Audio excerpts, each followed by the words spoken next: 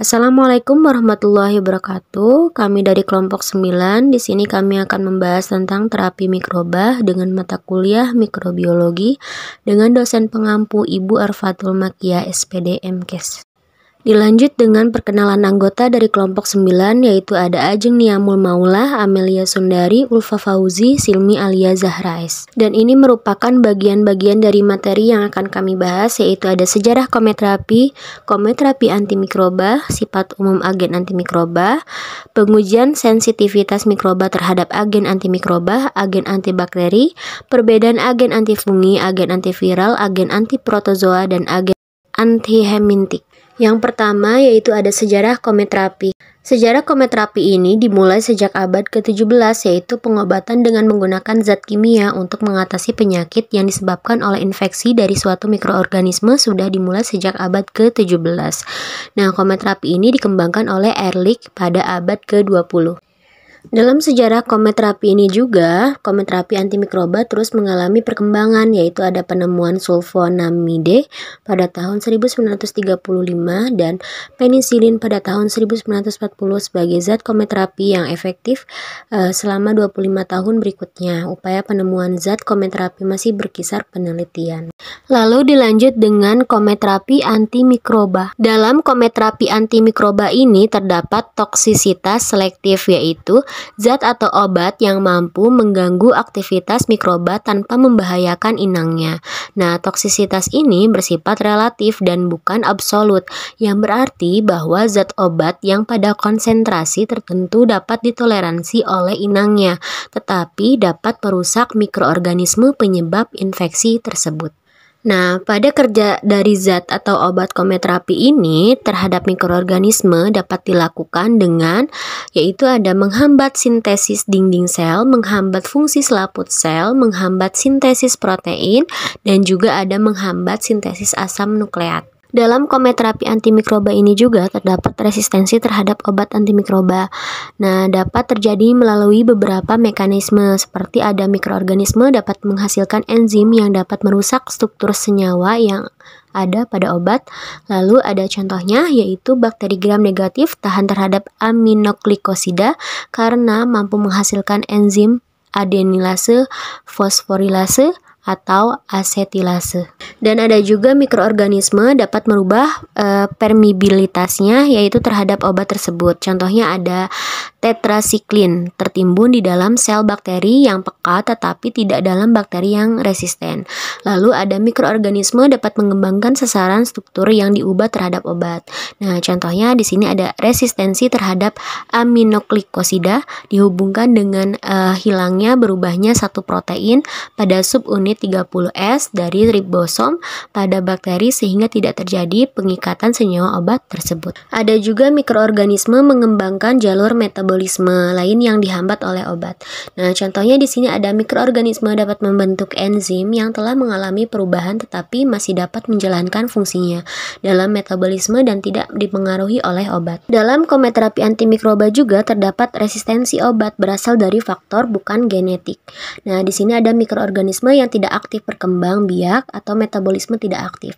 Nah, secara fenotip mungkin resisten ini terhadap obat, tetapi turunnya pasti akan peka. Contohnya ada mikrobakteria mungkin bertahan dalam jaringan selama bertahun-tahun setelah infeksi namun dikendalikan oleh inangnya sehingga tidak berkembang biak. Ada juga mikroorganisme dapat kehilangan bentuk sasaran, khususnya selama beberapa generasi dan menjadi resisten. Nah, contohnya di sini ada mikroorganisme yang peka terhadap penicillin, dapat menjadi sel yang tanpa memiliki dinding sel selama pemberian penicillin. Dalam kometerapi antimikroba ini juga terdapat resistensi obat karena faktor genetik. Nah, di sini ada resistensi kromosom, terjadinya akibat adanya mutase pada lukus yang mengendalikan kepekaan terhadap obat antimikroba yang diberikan. Lalu ada resistensi ekstra kromosom, yaitu adanya plasmid pada sel bakteri yang memiliki peranan penting terjadinya resistensi terhadap suatu obat. Untuk plasmid ini dapat dipindahkan dari satu sel bakteri ke sel bakteri yang lain melalui ada transduksi atau melalui virus, transformasi DNA telanjang berpindah dari satu ke sel lain. Biasanya itu terjadi di laboratorium atau rekayasa genetika. Nah, ada juga konjugasi, yaitu proses perkawinan atau fertilitas. metilisasi. Nah, ada translokasi, yaitu pertukaran urutan DNA pendek atau transposon terjadi antara satu plasmid dengan plasmid yang lain atau antara plasmid dengan kromosom bakteri dalam sel bakteri. Dilanjut dengan sifat umum agen antimikroba.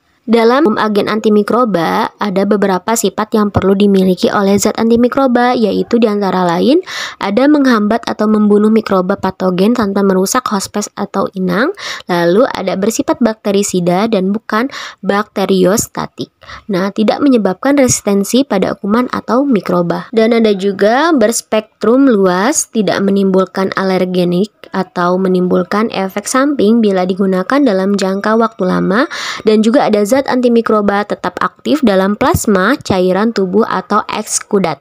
Nah, di sini juga ada zat antimikroba dapat larut dalam air dan stabil. Dilanjut dengan pengujian sensitivitas mikroba terhadap agen antimikroba. Pada ujian sensitivitas bakteri adalah suatu metode yang menentukan tingkat kerentanan bakteri terhadap zat antibakteri atau antibiotik dan untuk mengetahui daya kerja dari suatu antibiotik dalam membunuh bakteri. Nah, di uji sensitivitas ini juga bertujuan untuk mengetahui efektivitas dari suatu antibiotik. Nah, dari ujian sensitivitas dapat dilakukan dengan berbagai cara, antara lain yaitu ada metode dilusi cair atau dilusi padat, metode difusi antimikrobial gradient, dan sort automated instrument system atau CII. Dilanjut dengan agen antibakteri. Dalam agen antibakteri ini, antibakteri itu terdiri atas antibiotik dan kometerapi.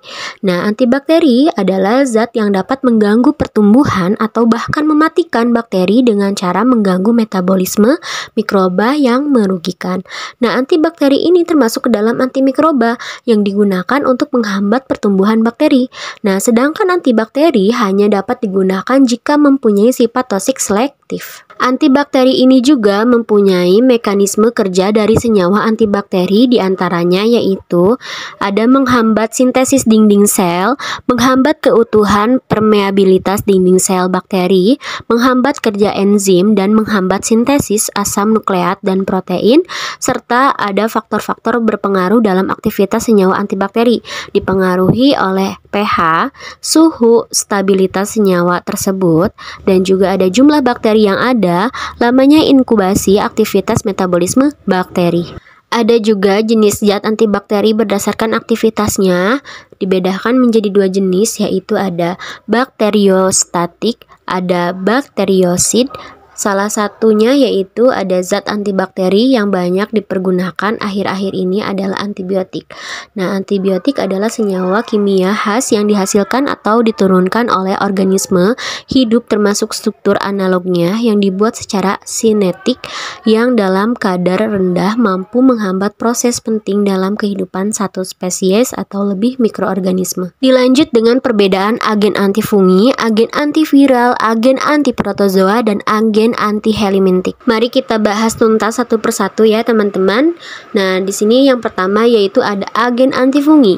Nah, menurut Pratiwi 2008, antibiotik adalah bahan kimia yang secara alami diproduksi oleh mikroorganisme yang berguna untuk menghambat patogenisitas mikroorganisme lain. Nah, sedangkan menurut Raji 2010 mendefinisikan antibiotik adalah metabolit yang dihasilkan dari berbagai mikroorganisme serta dalam konsentrasi rendah mampu menghambat pertumbuhan mikroorganisme lain.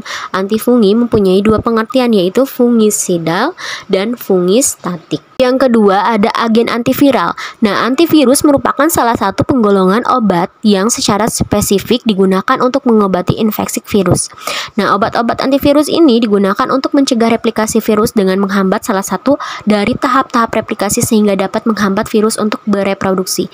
Nah, obat antivirus ini juga yang paling sukses hingga saat ini adalah acyclovir yang merupakan penemuan kebetulan. Dilanjut dengan yang ketiga yaitu ada agen antiprotozoa. Nah, protozoa ini adalah suatu mikroorganisme bersel satu yang dapat menyebabkan infeksi pada sirkulasi darah, saluran pencernaan, dan kandung kemih. Nah, infeksi akibat protozoa ini yang paling terkenal adalah malaria, disentri, dan trichomoniasis. Nah, obat antiprotozoa ini juga adalah senyawa yang digunakan untuk pencegahan atau pengobatan penyakit parasit yang disebabkan oleh protozoa. Dilanjut dengan yang keempat yaitu agen antelimintik, yaitu parasit gastrointestinal, yaitu merupakan salah satu di antara berbagai penyakit infeksius yang harus bisa ditangani oleh dokter hewan. Nah, kecacingan juga menekan kesejahteraan hewan dan produktivitas ternak. Nah, penggunaan antelimintika adalah bagian yang tidak terpisahkan dalam pengendalian parasit. Nah, penggunaan antelimintika ini secara umum dapat dibagi ke dalam dua tujuan, yaitu tujuan terapi dan tujuan pencegahan. Jenis antelimintika adalah senyawa yang digunakan untuk mengobati infeksi cacing, parasit, dan atau mengeluarkan parasit dari dalam tubuh inang baik dengan cara memingsankan maupun membunuh cacing tersebut tanpa menyebabkan kerusakan berarti pada inangnya. Jenis antelimintika ini juga beberapa golongan yang tersedia pasaran, diantaranya juga adalah golongan senyawa heterosiklik dan juga ada golongan benzimidazole atau BEZ, ada golongan imizatohiozole dan tetrahydropyrimidine atau AET, serta golongan makroiklik atau lactonase atau ML. Nah, benzimidazole ini merupakan antelimintika yang paling banyak digunakan di Indonesia karena mudah didapatkan dan berspektrum luas.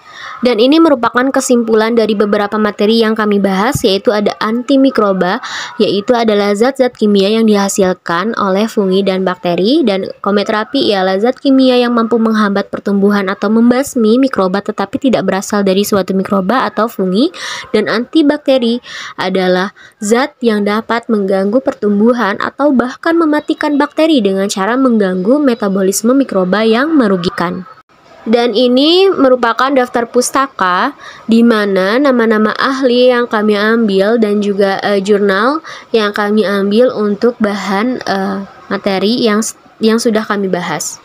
Mungkin sekian paparan atau materi yang kelompok 9 sudah bahas. Bila ada kekurangan mohon dimaafkan. Wabillahi taufik wal hidayah. Wassalamualaikum warahmatullahi wabarakatuh.